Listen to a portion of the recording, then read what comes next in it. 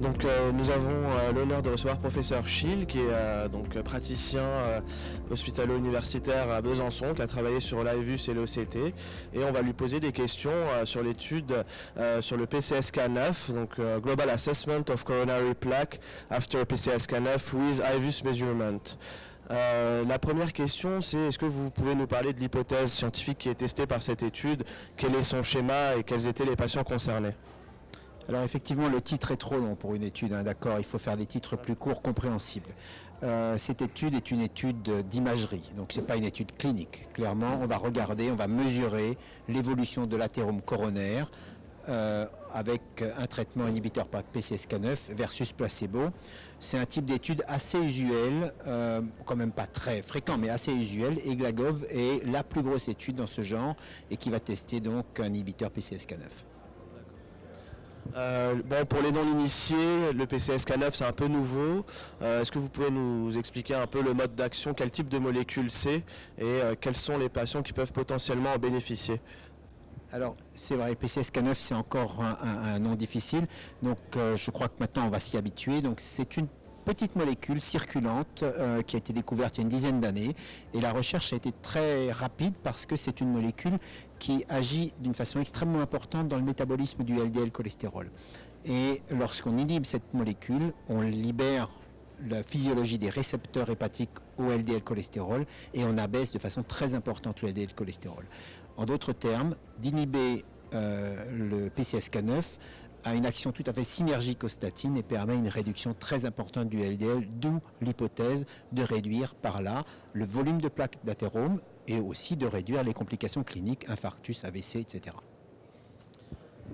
Est-ce que vous pensez que ça peut être utilisé en substitut des statines pour les gens qui seraient intolérants, par exemple? Est-ce qu'il y a un avenir de ce côté-là ou pas vraiment?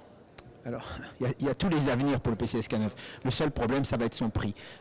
Actuellement, il est clair qu'on pense l'utiliser après échec, entre guillemets, donc intolérance ou efficacité insuffisante des statines forte intensité, éventuellement associées à l'esétrol, donc des médicaments qui sont déjà sur le marché, et donc l'inhibition PCSK9 serait pour l'instant une étape au-delà. Maintenant on peut tout imaginer, mais compte tenu du prix de la molécule actuellement, on imagine plutôt cela en réserve en troisième ligne, on va dire.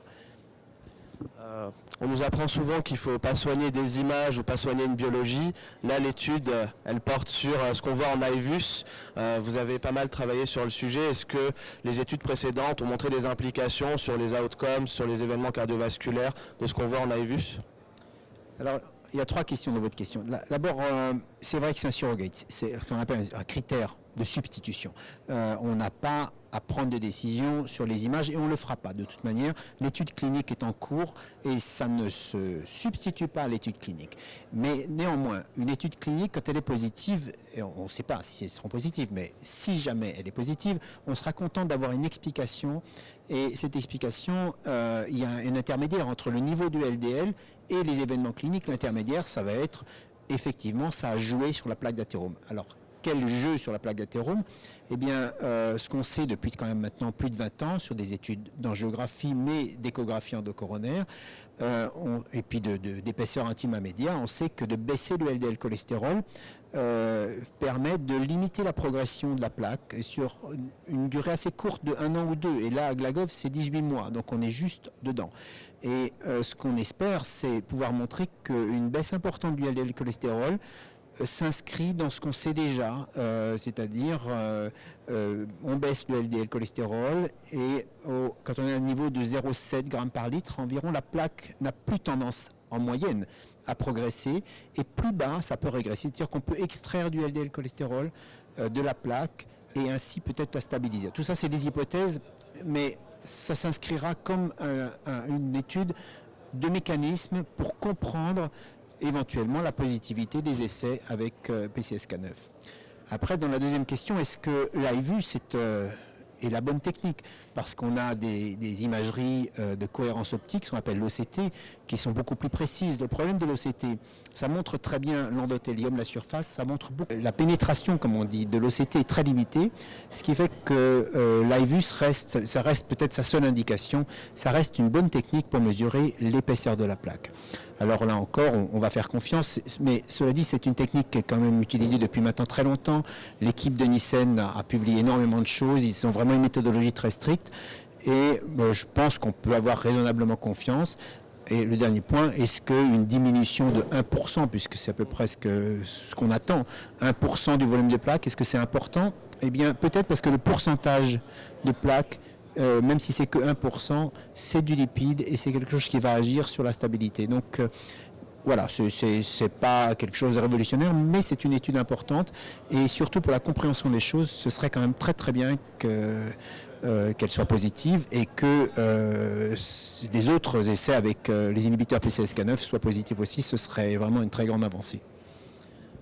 Dernière question sur les résultats. Glagov montre une diminution drastique à la fois de la plaque et du niveau de LDL. On a des niveaux de LDL qui tombent en dessous de 0,4, 0,3 grammes par litre. Est-ce que c'est nécessaire, est-ce que c'est pertinent de faire autant baisser le LDL, sachant qu'on a déjà du mal à atteindre chez les patients tout venant des objectifs à 1 ou 0,9? Alors, oui, je pense que plus c'est bas, mieux c'est pour les patients à haut risque. Clairement, pour l'instant, on n'a pas de limite basse du LDL cholestérol. Qu'on n'y arrive pas avec des statines, éventuellement associées à l'ézetimibe, oui, c'est un fait. Et puis que les patients ne prennent pas leurs médicaments, c'est un fait aussi. Donc on a voilà, une grande gamme de situations. La situation des patients qui sont, on va dire, influencés par les médias, qui quittent des statines alors qu'ils devraient en prendre, la situation de l'inefficacité relative des statines chez les gens qui sont soit intolérants, soit mauvais répondeurs. L'ézetimibe permet 20% de baisse en plus et Glagov montre ce que montrent toutes les études avec PCSK9, c'est-à-dire 50 à 60% de baisse en plus de ce qu'on avait déjà sur un traitement maximal. Maintenant, dans l'étude Glagov, donc presque 1000 malades, en traitement maximum en prévention secondaire, leur LDL moyen est à un peu plus de 90 mg par décilitre. Ça veut dire que clairement, ils ne sont pas à la cible déjà. Grâce à PCSK9, on va les mettre largement à la cible, effectivement, en moyenne 0,35 g par litre, ce qui est peut-être notre cible de demain, je ne sais pas, ça dépendra des résultats. Ce que montre l'étude Glagov du point de vue clinique montre rien, parce qu'avec 2 fois 500 malades, on ne peut pas montrer grand-chose, il y a une très bonne tolérance, ça on le savait, et en plaque, eh bien, on a une légère progression de la plaque dans le groupe contrôle. Ce qui montre qu'à 90 mg par décilitre de LDL, la plaque continue de se construire. En revanche, dans le groupe traité, on a une réduction qui s'inscrit exactement là où on l'attendait, c'est-à-dire 1% de plaque en moins, stabilisation certainement, enfin c'est hypothétique, et on verra si ce résultat d'imagerie mécanistique correspond à l'étude clinique, donc Fourier, résultat dans 6 mois. Merci beaucoup, professeur Schill.